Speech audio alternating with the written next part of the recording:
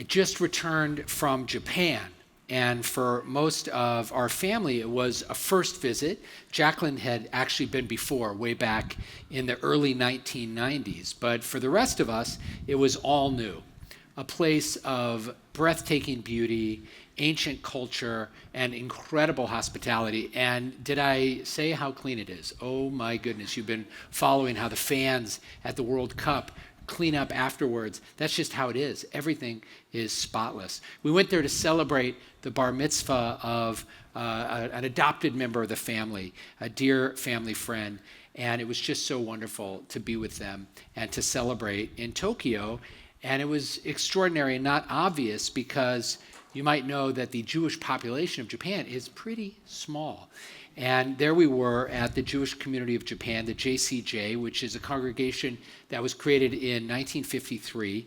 And in one of the most populous cities in the world, there's this little Jewish community. And something remarkable happened the moment we walked through the door in a country where Jews make up a tiny fraction of the population. In a city of 15, 16 million people, we felt immediately completely at home.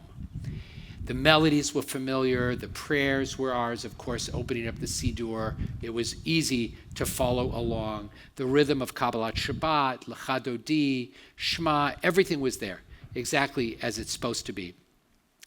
Along the way, during the time that we were there, we learned about Japan's own spiritual traditions. We learned about Shintoism, which is a faith that's native to Japan, rooted in the land, an expression of reverence for nature. And we got to go to some Shinto shrines. And of course, we got to see Buddhist temples, which is not a religion that originated in Japan, traveling from India through China, Korea, and finally to Japan, but we got to see the way it expresses itself there, which is really beautiful. And these two great traditions that have learned over time to coexist. But what was amazing as we thought about our Jewish tradition there in Tokyo, of all places, was how Judaism learned a very long time ago how to travel light. And that's what I want to talk a little bit about tonight. Our second Shabbat we were there, by the way, we went to a Shabbat dinner at the Chabad House of Tokyo, and we had such a nice time breaking bread with the guests that were there, some of them expats who live in Japan full-time, but mostly people who were there on visits from Ecuador and Great Britain, the United States, and then we ended up at the Israeli table, which was really fun. We got to have some great conversations and connect with people from different parts of the land of Israel. And even though almost everybody in that room sharing dinner had not met one another before that evening, within a few minutes, it was like we'd known each other for quite some time. And when we said those blessings together, welcoming Shabbat with Kiddush, it just felt so much at home. And that's what I want to think about with you, is how is it that we felt so much at home, and what's the magic, what's the secret, what's the technology of Judaism behind that? And there's an answer that we can find in this week's Torah portion. We read about King Balak of Moab, who is terrified of the Israelites who are camped in the wilderness before him. Moab is like modern-day Jordan. And he summons a prophet named Bilam, and the king tells the prophet, you are to go and curse this people for me. And Bilam has integrity. He says, I can only say what God tells me to say, but I'll go on this mission, and I'll say the words that God instructs me to say, these words that you hope, King, words of curse, but we'll see what God has me say. And finally, Bilam comes and he sees the Israelites encamped, and instead of a curse, out comes a blessing. Matovu ohalecha Yaakov, mishkenotecha Yisrael. How beautiful are your tents, O Jacob, your dwelling places, O Israel. And this blessing that is found in the book of Numbers then, courtesy of the rabbis, comes into the prayer book as an introduction to our prayer service. So as we walk into that sanctuary, which is itself a type of tent, we say, how good are your tents, O Jacob, your dwelling places, O Israel. And it's not insignificant that we begin with those words that were first uttered by a non-Israelite. And what's interesting is that he blesses their tents. He uses the word ohel. And there's something really special about that because, of course, Bilam is teaching us something that sometimes we forget about ourselves. Our home has never been a fixed address, and perhaps it was never meant to be. Long before there was a temple in Jerusalem, the Ohel, this portable, humble, collapsible, packable tent, was the original sanctuary. You pitched it, you prayed in it, you took it down, you carried it, and then you pitched it again, and you prayed in it, and you broke it down, and you carried it. And that is really, in some ways, the genius of our ancestors, is they understood that we needed to have a portable tradition, perhaps not anticipating, but perhaps, yes, anticipating exile, expulsion, wandering, catastrophe, making a new home, and then repeating that cycle. The Romans destroyed the temple, but they couldn't destroy the Ohel. The Inquisition expelled the Jews of Spain, but the Ohel, the tent, kept traveling. Pogroms scattered communities across continents. That's how many of us found our way here. A revolution in 1979 in Iran scattered the Jews of Persia. And every time we had to move, we found a new place to pitch our tent.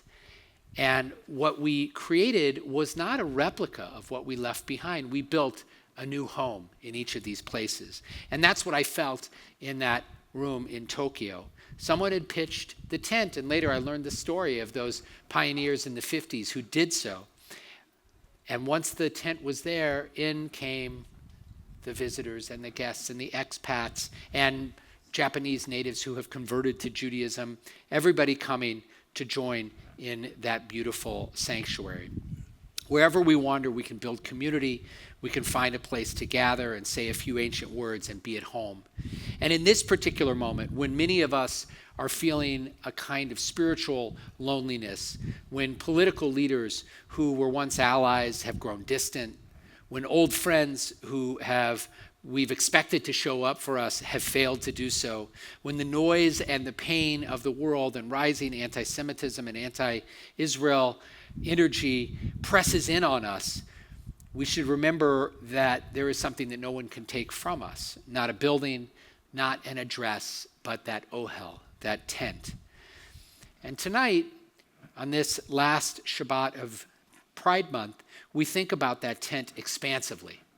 Here at Stephen Wise and at synagogues around the world, important to remember that when I say synagogues around the world, I'm not only talking about Reform and conservative synagogues, but increasingly there are progressive and open Orthodox communities that are doing the same thing, making room for LGBTQ plus individuals and their families, opening our tents, not in a boundless way.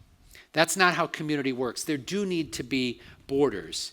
And so for us as a community, our commitment to Israel, our commitment to egalitarianism, our inclusive posture towards our lesbian, gay, bisexual, and transgender members and their families, these are non-negotiables for us. But within that circle, within those values, we strive to build something that is truly patuach, something that is truly open. And I'll close with that image because it's the image of the tent of Abraham and Sarah. Rabbi Sari referenced this earlier in our blessing, welcoming those who've chosen to be part of this community. And their spiritual parents are Abraham and Sarah. And that tent, according to our tradition, was open on all four sides, so that no matter what direction a stranger came from, Abraham and Sarah could rush out and welcome them quickly.